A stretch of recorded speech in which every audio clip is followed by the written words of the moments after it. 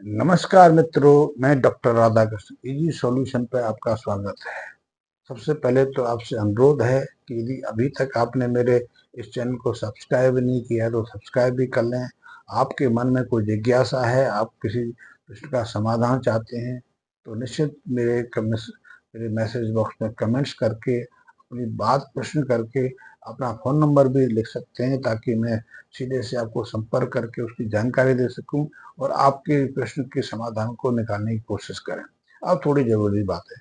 पहली ज़रूरी बात तो यही है कि यदि हमारे खेत की मिट्टी स्वस्थ है, हमारी जो मृदा है उसमें पूरी तरह से पोषक तत्व पर्याप्त मात्रा में हैं, तो फिर हमें किसी खाद की ज़रूरत नहीं पड़ती। तो हमें ना तो यूरिया का इस्तेमाल करना पड़ता है, ना डीएपी का प्रयोग करना पड़ता है, एमओपी का प्रयोग करना पड़ता है। हमें किसी केमिकल फर्टिलाइज़र की ज़रूरत ही नहीं पड़ती है। हमें भरपूर मात्रा में जो फसलें उसमें प्राप्त हो जाती हैं, क्योंकि जब हमारी मिट्टी पूरी तरह स्वस्थ रहती है तो उसमें हर तरह की जीवनी शक्ति रहती है। तो मिट्टी के स्वास्थ्य का क्या अर्थ निकाला जाए, ये प्रश्न हमारे सामने आता है। तो मिट्टी मिट्टी के पूरी तरह स्वस्थ होने का अर्थ है कि उसमें पर्याप्त मात्रा में ह्यूमस है। ह्यूमस के साथ में यदि पर्याप्त मात्रा में ह्यूमस है तो उसका पहला संकेत तो यही है कि मिट्टी में पर्याप्त ऑर्गेनिक कार्बन है। मिट्टी में पर्याप्त संख्या में जो केंचुए हैं उपलब्ध हैं। केंचुए के साथ में गुबरेल उपलब्ध हैं। गुबरेल कहते हैं जो गोबर के में जो काउ मैटर होते हैं, जो गोबर को खाद के रूप में, भोजन के रूप में प्रयोग करते हैं। ये दोनों मिट्टी की जो उपजाऊपन को बनाए रखने में बहुत महत्वपूर्ण भूमिका निभाते हैं। इसके अलावा हमें अपने खेत के आसपास बहुत सारी तितलियां नजर आएंगी, भंवरे नजर आएंगे, हमें जो मधुमक्खियां भ्रमराती नजर आएंगी। वहाँ काफी संख्या में मेंढक भी हो सकते हैं। यदि इनमें से किसी भी जीव को हमें देखने में दुर्बलता नजर आवे, कमी न दिखाई दे, तो हम कह सकते हैं कि हमारी मिट्टी अभी पूरी तरह स्वस्थ नहीं है। पूरी मिट्टी के स्वस्थ होने के ये प्रमाण है कि उसके आसपास ऐसी जैव विविधता देखने में आए, और ऐसी जैव विविधता तब दिखाई नहीं देती जब तक हमारी मिट्टी में ह्यूमस के साथ में पर्याप्त मात्रा में, पर्याप्त संख्या में विभिन्न तरह के जीवाणु ना हो।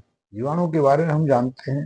जीवाणु की संख्या बढ़ाने के लिए आजकल हम जीवामृत का प्रयोग कर रहे हैं। जीवामृत का प्रयोग तो पिछले 100 सालों से हो रहा है, और पिछले 50 सालों से बेतहाशा हो रहा है। बहुत सारे मित्र जो ऑर्गेनिक खेती करते हैं अपनी मिट्टी में सिर्फ इसी जीवामृत का प्रयोग करते हैं, लेकिन उनके सामने समस्या ये है कि वो पूरी तरह से जीवामृत पर निर्भर हो गए हैं।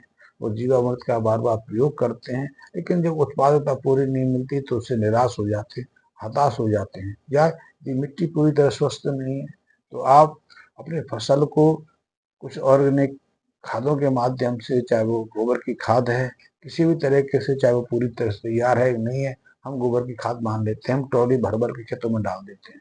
या फिर आजकल वर्मी कंपोस्ट का काफी प्रचलन है।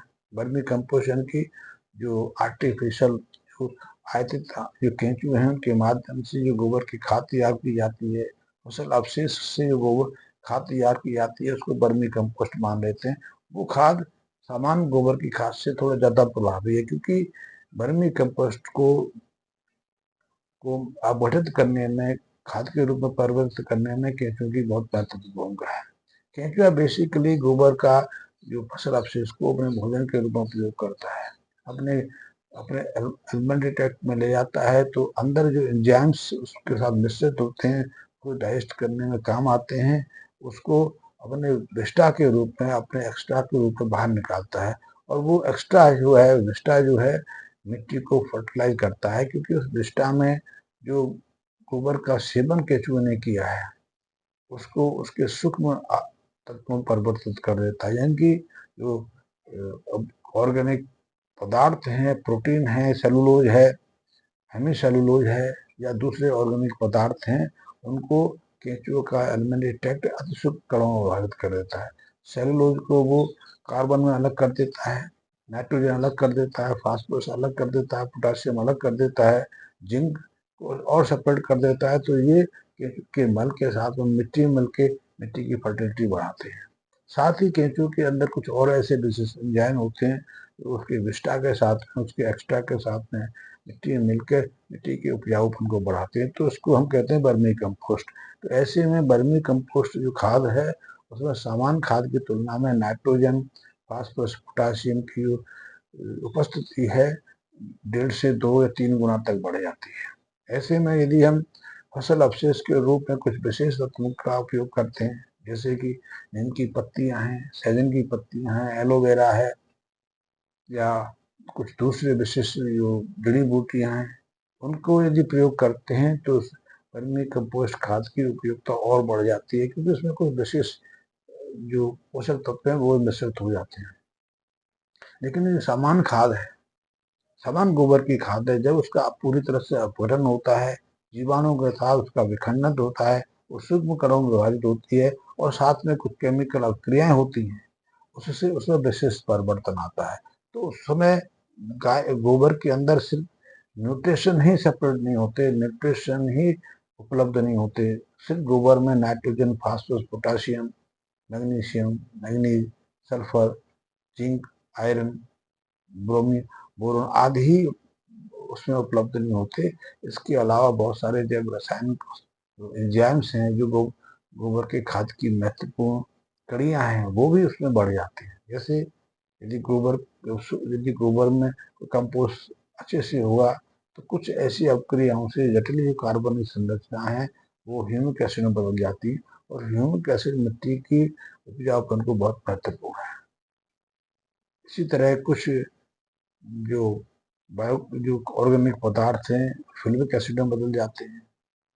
तो स्वस्थ मिट्टी का अर्थ है कि मिट्टी में पर्याप्त ह्यूमस है।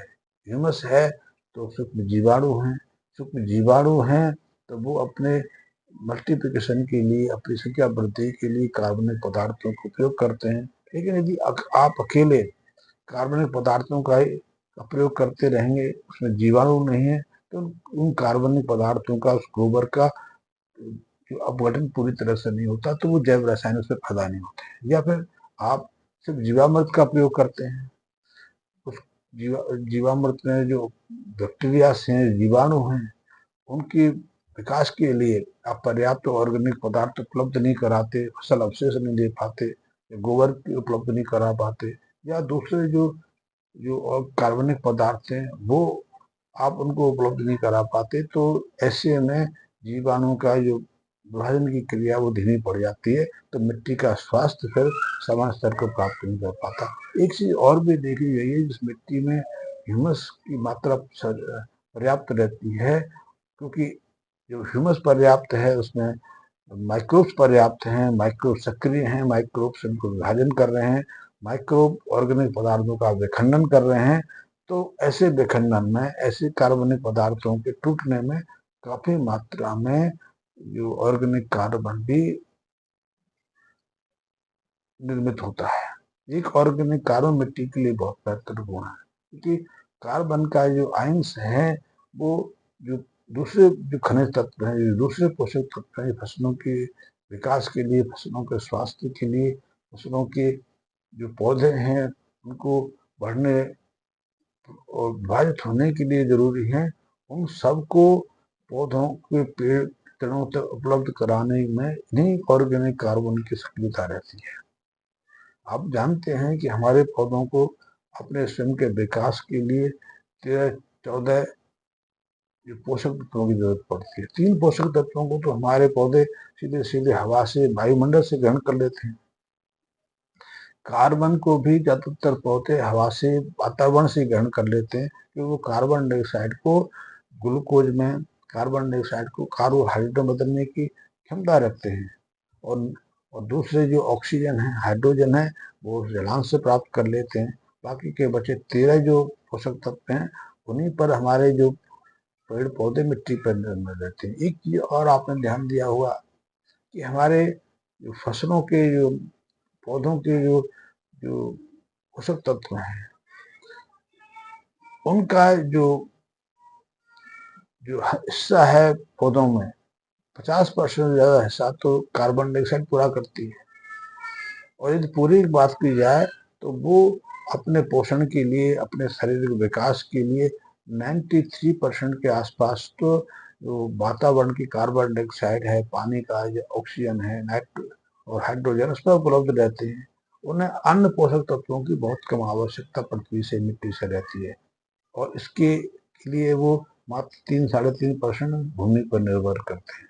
उस 3.5-3% को उपलब्ध कराने के लिए हमें बेतहाशा केमिकल रसायनों का प्रयोग करना पड़ता है। इसीलिए हर साल आपको जानकर आश्चर्य होगा कि भारत में हर साल 4.5 लाख करोड़ का हम जो केमिकल फर्टिलाइजर मिट्टी में उपलब्ध कराते ताकि वो हमारी फसलों को सहजता से उपलब्ध हो सके।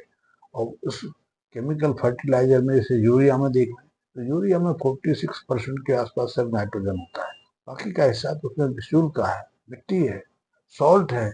और वो जब हम बार बार मिट्टी में देते हैं तो मिट्टी की जो संरचना में बदलाव करता है, और जो 46% नाइट्रोजन मिट्टी में यूरिया के माध्यम से पहुंचता है वो पूरी तरह से हमारे फसलों को थोड़ी काम आता है। उसका भी काफी बड़ा हिस्सा तो जो इवेपोरेट हो जाता है, हवा में मिल जाता है, हवा में मिलके वातावरण मिश्रित हो जाता है, काफी हिस्सा वो बह जाता है, जल के साथ मिश्रित होकर जल स्रोतों में चला जाता है। और कुछ हिस्सा ऐसा है नाइट्रोजन का जो मिट्टी के अंदर पानी के जल स्रोतों में पहुंच जाता है। ऐसे ही यदि डीएपी की बात करें तो डीएपी तो स्रोत है फास्फोरस और पोटासियम का। हम जब डीएपी का प्रयोग करते हैं बीजों के साथ में या पौधों से पहले तो उसका अधिकांश हिस्सा तो वो निष्क्रिय हो जाता है, उसका प्रभावशी तक सीमित हो जाती है। उसका मात्र 30-32% ही पौधे उपलब्ध करा अपने को उपयोग कर पाते हैं, और वो भी तब जब मिट्टी के अंदर मृदा के अंदर पर्याप्त संख्या में कई तरह के जीवाणु उपलब्ध हो। यदि जीवाणु उपलब्ध नहीं है तो वो डीएपी का भी काफी बड़ा हिस्सा निरर्थक चला जाता है, कोई उपयोगी नहीं। तो इस बात को आप समझ लीजिए कि मिट्टी आपकी पूरी तरह स्वस्थ है तो आपको किसी खाद की जरूरत नहीं है। मिट्टी पूरी तरह स्वस्थ है तभी आप खादों का प्रयोग करेंगे तो उनकी उपयोगिता पौधों को उपलब्ध हो पाएगी। तभी आप खेतों में जो खाद डालेंगे वो पौधों के विकास में भी भूमिका निभा पाएंगे। ये मिट्टी स्वस्थ नहीं है। स्वस्थ का मैंने बताया कि मिट्टी के स्वस्थ का आधार क्या है, तो इस बात को समझ लेना जरूरी है कि मिट्टी के स्वास्थ्य का आधार है ह्यूमस या ऑर्गेनिक कार्बन या फिर जीवाणु की सक्रियता। यदि इनमें से कोई कमी है हम पौधों के स्वास्थ्य को, हम मिट्टी के स्वास्थ्य को इस चीज से और निर्धारित करते हैं। यदि मिट्टी के अंदर नमी को ग्रहण करने की क्षमता है, ये मिट्टी नमी को सोखने की क्षमता नहीं रखती है तो भी मिट्टी पूरी तरह स्वस्थ नहीं है। फिर चाहे उसमें कितना भी नाइट्रोजन प्रयोग कर लो, कितना भी फास्फोरस पोटासियम कोई भी कुछ भी डाल दो तो उसका अधिकांश समय तक जाएगा। और यदि मिट्टी स्वस्थ है तो आप कम मात्रा में खादों का प्रयोग करेंगे तो उससे आपको पर्याप्त उत्पादन मिलेगा। आपकी फसलें निरोगी रहेंगी, उनको कीट नहीं लगेंगे, उनको रोग परेशानी करेंगे। और यदि रोग नहीं लगेंगे, कीट नहीं लगेंगे तो काफी बड़ी संख्या में आपको काफी बड़ी मात्रा में जो पैसा आप कीटनाशकों पेस्टिसाइडों पर खर्च करते हैं उससे बचाव होगा। क्योंकि आप हर फसलों में कोई भी फसल हो, चाहे वो साग सब्जियां हो, गेहूं हो, चाहे चावल हो, गन्ना हो, दालें हो, कोई भी फसल हो, चाहे फलों हो, आप अपने जो लागत का अधिकांश हिस्सा यानी 50% ज्यादा हिस्सा तो कीटनाशकों पर खर्च कर पाते हैं। और कीटनाशकों के उपयोग से जो फसलें आप लेते हैं, जो उत्पादन आप लेते हैं, उसका स्वाद भी बिगड़ता है, उसका प्रभाव भी बिगड़ता है, उसकी न्यूट्रिशन डिस्टर्ब होती है, उसका रंग, उसका आकार, सुगंध वो भी बदलती है, उनके ठहराव का समय भी घट जाता है। तो ये हम सब जानते हैं। तो मिट्टी के स्वास्थ्य को हमें पर्याप्त ध्यान देने की आवश्यकता है। मिट्टी के स्वास्थ्य को कैसे सुधार सकते हैं इस संबंध में कुछ जानकारी आपको कल दूंगा।